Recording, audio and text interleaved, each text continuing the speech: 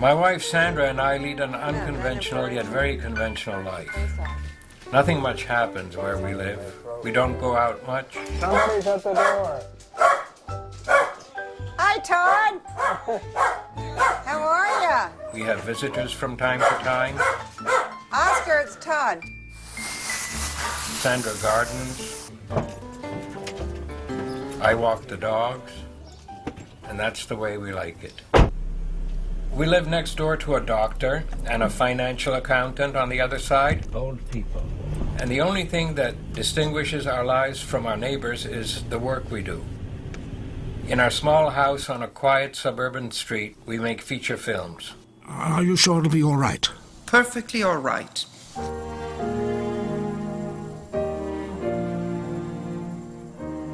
We don't have a circle of filmmaker friends. Our lifestyle is very non-artistic, and I've often been asked how I can work in such isolation. I answer that the process is a lot like writing a book. I face a blank page every morning, and it is my job to fill it up. I work just for the process, and I try not to worry about whether someone else would approve or not. Often I think about the audience, but I'm not seeking affirmation. The brush you would use can't be flat colors anymore. It has to show streaks somehow. All right. And I know how much you hate that. Sandra's approval is a different kind of approval. We're creating the film together. And you can attach paper to a brush and it'll remember it. If you save the brush, it'll save it with the paper. Oh, that's interesting. Okay. So, that's about it. Get busy.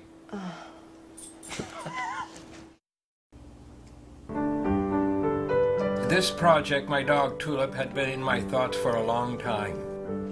The original book is one that is very close to my heart in its style of writing and thinking. It is about much more than just a dog. J.R. Ackerley wrote the book shortly after World War II.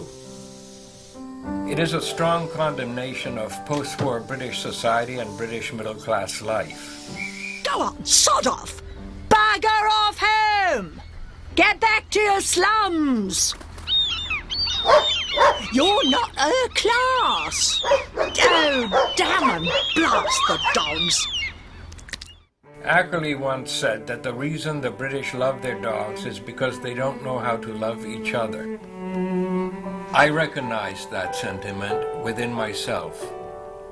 I was raised without love in foster homes and was sent to my first boarding school at the age of 7. And that is why I always took to animals. Here he comes. Spinnaker. What infinitely small change would you have noticed in my behavior, huh? And which one of his senses is always linked to which one of mine? There lies a mystery. Several times a day we walk through the nearby woods and fields. Dogs have been central to my life and in my work as an animator. I came here from Czechoslovakia. My father was a high-ranking member of the Communist Party there, but I rebelled. My decision to become an animator was made partly to annoy him. In the late 1940s, when the communists came into power, things that smacked of bourgeoisie decadence, even innocent things like animation, were banned. As a result, I lived a rough and tumble bohemian life in Prague for many years. As a child, I was sent away for a while to live with a family in Vermont, while my father pursued his career in New York. After my return to Czechoslovakia after World War II, it was for those trim lawns and tree-lined streets that I longed. Now that I live in the suburbs, far away from any kind of bohemian life, I couldn't be happier. It is here that I like to stay. Sandra and I had considered going to London for a first-hand look at the locations in the film. But why travel when the internet gives us a window on the world? There are so many wonderful contrasts in My Dog Tulip. The dignified Ackerley using his beautiful erudite prose to describe dog shit without ever actually using the word. My dog is an Alsatian bitch. Her name is Tulip. I've never owned a dog before her. Alsatians have a bad reputation. This is not a Lassie, Old Yeller, or Rin Tin Tin. It's already, we know it's R. That's because dogs are pooping all over the place. I'm John Averies. I am the composer for My Dog Tulip. I also did all the sound effects for My Dog Tulip, and I also mixed the film. So I am basically the audio department for the film. I'm also the orchestrator, the arranger, the dialogue editor, the coffee getter, and the Foley artist. And the Foley artist. That's right. We started working on My Dog Tulip in August 2006 when we went to New York and recorded the actors, which is the first thing that has to be done in an animated film.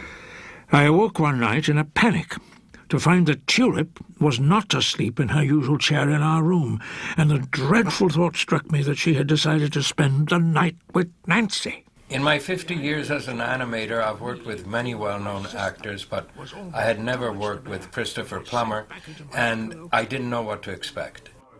Well, some of that paper that was rustling was, I'm still trying to wipe her bottom from the first scene. When Ackerley wrote My Dog Tulip, he was in his 60s, and that was how I had pictured him. Plummer read the part as a much older and more prickly man than I had imagined, which caused me to rethink the character as he appears in the film.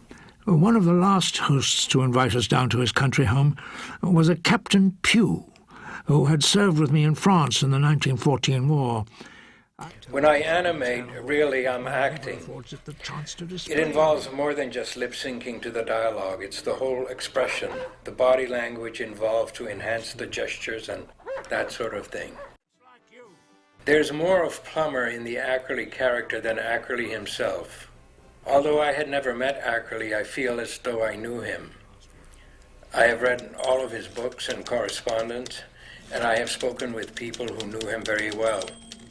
At first, I tried to make the character look like the photographs I have seen of him, but as I listened to Plummer read, I just slid into the character that he created. Because dogs make things dirty. The real Ackerley was best known for being the literary editor of a very popular and well-respected BBC magazine called The Listener. Ackerley was well known in literary circles and acquainted with the most prominent writers and poets of the day. But even so, he was actually a very lonely man. Being a homosexual in England during the first half of the century did not make for an easy time, and Ackerley spent his life in pursuit of an elusive, perfect relationship, or what he called the ideal friend. He couldn't describe the person he was looking for, but felt that if their eyes met in a crowd face to face, they would know they were meant for each other. He was always searching faces in the street, looking for the ideal friend.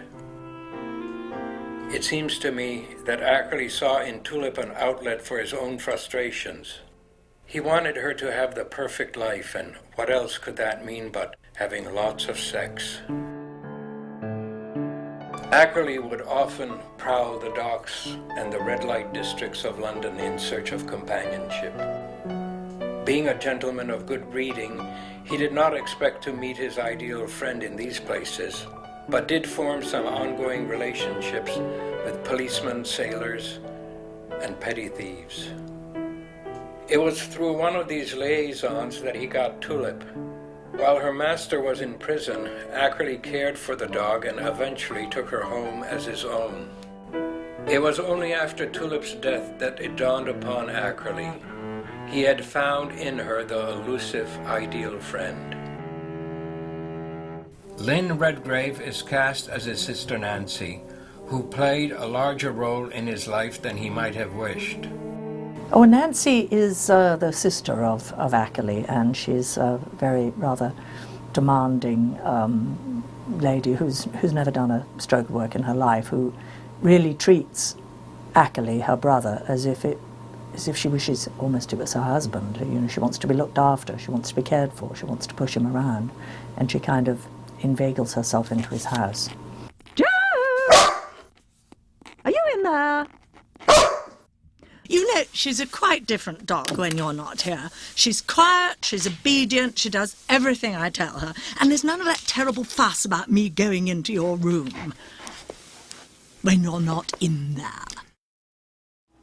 Creating my dog Tulip has been a labor of love. The film has over 100,000 individual frames which were hand-drawn and painted by Sandra and me. At one time, we had 7 rooms in our house filled with equipment. We had an animation stand that went through the ceiling up to the next floor. All of that has now been compressed into software and 2 computers. Here we make films that can be seen all over the world in the most luxurious, biggest theaters with 5 speakers and surround sound. What a strange world we are living in. The software choices for 2D animators boil down to only one, which is the one I'm using. It is called TV Paint, and I have been beta testing for this company for over 10 years now. Paperless animation. Why is it so much better than tactile animation? It's something that I can't quite explain, but it has a lot to do with the instant replay, the instant gratification. You put down a few pictures and you can play them instantly in real time to see how it's working. I work in transparencies from the days of painting watercolors. And the bottom layer is the most important to me if it's going to be a cool painting or a warm painting. This software allows me to do that. I make hundreds of layers and blend them in together. To me, the paintings do start from the bottom layer and work themselves up. And I like to also say it's like a sculpture. A lot of people look at a sculpture and they see it just from the outside. But what it really is, it's from the inside that essence on the outside starts. It starts with the armature and the building up of layers to get that outside form. The secret lies on the inside.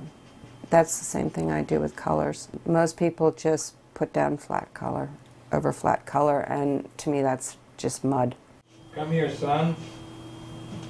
What's on your mind? You've been fed? Sandra and I work in separate rooms, but our computers are networked together. Sometimes the day will pass and we don't see much of each other. She's working in her room and I in mine. Every so often, though, it is necessary for us to consult with one another. How is it to live and work with Paul? It's 24 hours that Paul is thinking, working, and that's our relationship. We don't go to the theater, we don't go out too much to eat, we don't have friends come over too often because we're both working. And I like it. I think, I mean, I feel like there's no time for anything else. But that might be Paul's fault.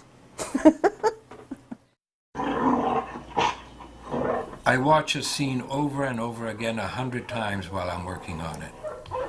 How can I judge any more whether it's good or not? I judge it technically. This needs fixing, that needs fixing. But how does it work within the film? I sometimes lose perspective. 2.5 years of working in relative isolation with a singular focus can make one hunger for an audience. Every so often, a neighbor or friend will stop by to visit. I always use that opportunity to show them our work in progress and watch for a reaction. Wow, that's cool. One time, our state congressman heard that I was making the film, and out of curiosity, he stopped by to look at it. We'll look at your finals, critique them, and then I'll show you my film. And we'll do the same thing with my film. During the production of Tulip, I also taught a class in animation at the University of Pennsylvania. I took advantage of my captive audience and used them as an informal focus group to get feedback on my work in progress. Okay. I was only 17 minutes into the film at the time. Hardly anybody had seen it, and I had no idea how it would be received. I think the urination, defecation scenes are sort of well enough done, but there's something that I don't think you can drop out that kind of bugged me, is when he was at the one of the dumps and he was singing that strange song that was, I don't know, a little too awkward for me. It was just like a really weird, like atonal song anyway, and then the content of it was just that much stranger. Piddle, piddle, steel and shine. I'll smell your ass, you smell mine. Human beings are prudes and bores. You smell my ass, I'll smell yours. I don't know if that's what you're going for, but it was really awkward.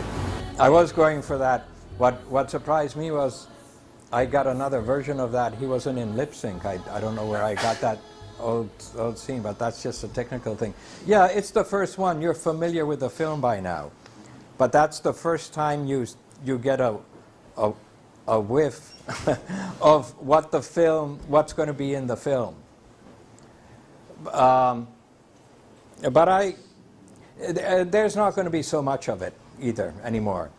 It's going to pick up. The thing is, it's 17 minutes out of an 80-minute film. But I'm not trying to make excuses.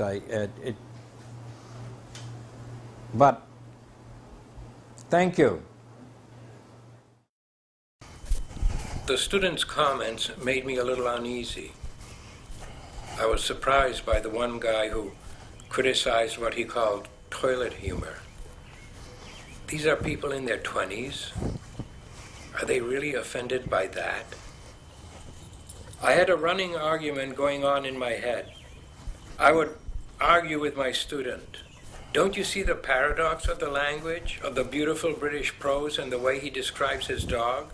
Don't you find that charming? I would ask him over and over again. When I was satisfied that I had won the argument, I was able to set it aside and stay the course. None of the decisions we made were haphazard. So we put this choir underneath it, but they will be real guys. Piddle, piddle, steel and shine.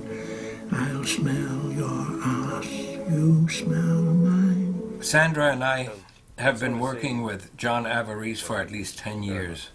John is a composer and a sound designer. Independent films often demand that their creators wear many hats. John is ideal for us because he is so versatile. We use all sorts of sounds and like all sorts of music. He is also a kind person and doesn't have an overbearing ego. Mm-hmm.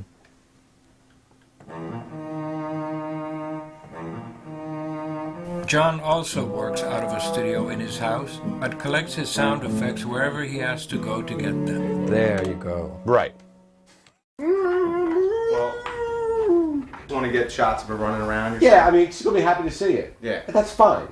She calms down, all that. I want all that stuff. Okay. The end result was I'd love to get her pissed off.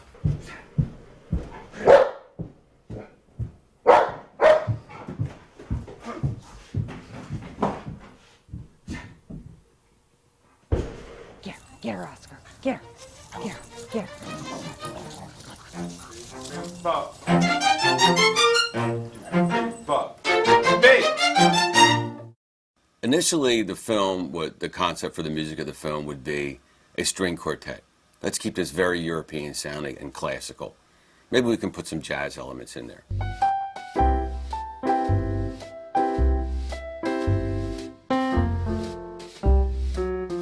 On a whole, the kind of music Paul likes is not music that is mood-based. The film model nowadays of score music is. It's a lot of mood without melody. Paul's stuff is the opposite. Melodies predominate everything we write.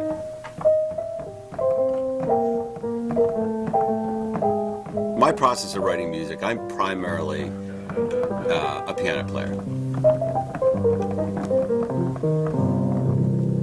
Or something like that, right? Just keep it.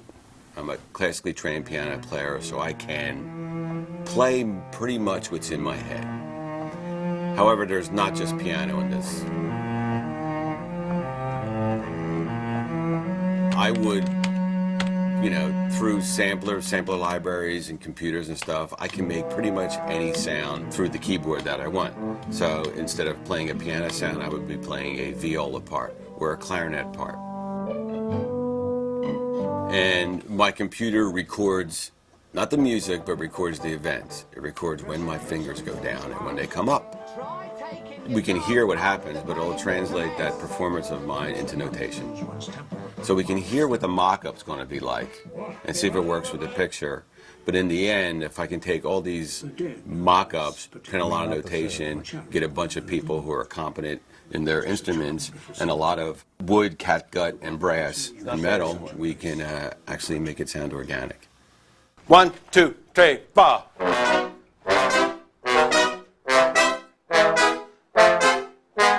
And short. 5, 3, 4, 1, 2, 3, 4, 1, 2, bang! I've been doing this for 25 years and nothing else. People have always told me I had to move to LA or New York, and I never thought I did. With the plethora of internet and QuickTime movies, I don't think I have to be in those cities anymore, and everybody agrees with me that you don't have to be there. You have to have a relationship with the person who's in charge, whether it's the director or the producer, but I don't think they care where you are anymore. And I've always stayed here, and I've always been comfortable. I made a living, and the world got smaller.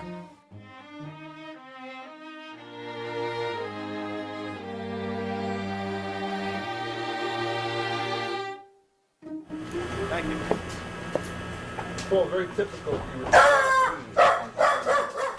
One winter day, when we were about halfway through the film, the producers came down from New York for a screening. All along, we had been sending little thumbnail clips for them to view, but this would be the first time they'd see the film in its current state of completion. Here's where the magic happens. No matter how well work is going, there is always underlying a certain level of anxiety. These are the producers who gave us the work. What if we fail? Just for that. Of course, I'm sure they have their own anxieties. What if they think we invested time and money in these people? What if we made a poor judgment? You jumped up, you feigned friendship. You know what he does? And you want to get down. Thank you. That's great. Thank you. Now, you want to watch it from the beginning? Since I've seen it. We're never bored by anything. No, we're never bored by it. So, your call.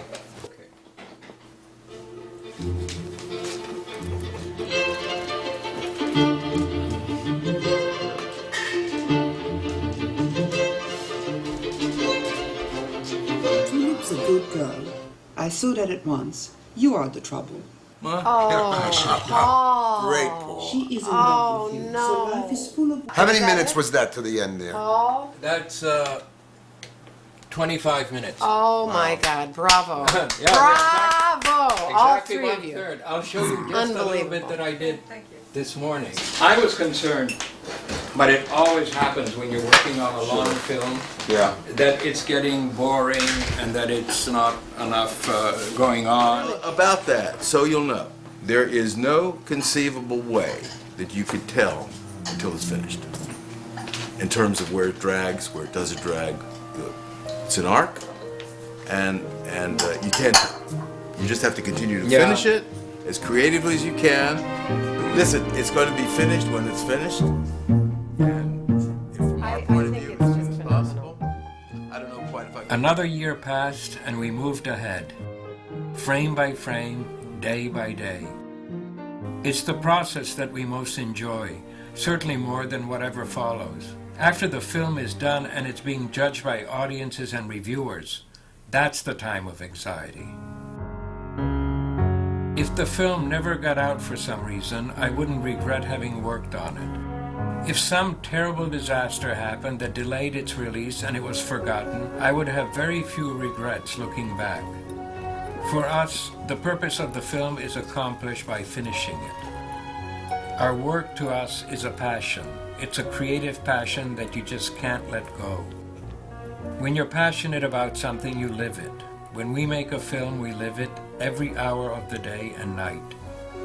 We've already committed ourselves to our next feature film. The producers asked us, "Don't you want to take a break? Don't you want to take a vacation or something?"